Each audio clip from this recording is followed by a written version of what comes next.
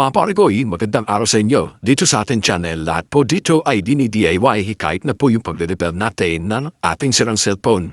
Pagpapalit lang po ng mga LCD at pagpapalit ng mga baterya ay kayang-kaya po natin gawin yan. Basta importante lang po ay meron po tayong naas ng loob at logic sa pagre-repair. Siyempre, ang una po natin tatanggalin ay ang kanyang back cover. At kung tatanong niyo po yung mga ginagamit natin tools dito, ay wag po ay mag-alala dahil ito po ay nabili lang po natin sa mga online store at ito po ay nakaalaga lamang ng 100 piso at isang set na po yan.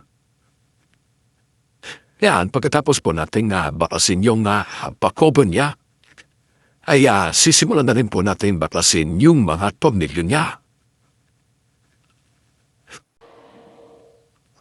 Tips ko sa inyo mga pare para hindi malaglag at kumalat yung mga nabasag na salamin na LCD screen, ito ay lagyan nyo ng tape, either scotch tape or masking tape. And then, tatanggalin po natin yung kanyang plate cover sa likod. At tatanggalin rin po natin dyan yung terminal ng baterya. Hayun natin yung mga pare at nakawit na po natin.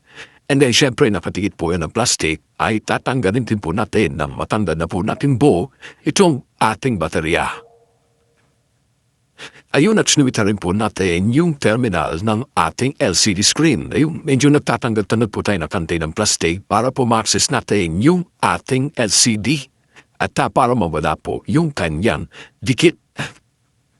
Ay mga pare natin yung bilis at tatandal na po natin yung ating luma LCD. At ang ginagawa po natin dyan ay nililins na po natin yung mga lumang pandikit niya at ngayon po ay lalagyan po natin ng bagong pandikit.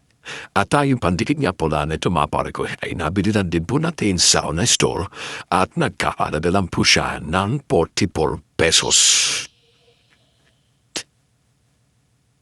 Ayun, dinitikilan na po natin yung mga gilid ng ating cellphone.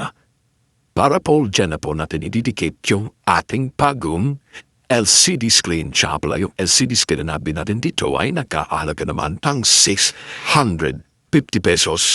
At nabili na din po natin yon sa online store. Ay mga pare ko, ayan na po yung ating bagong LCD. Press na press po yan at kararating lang po kahapon.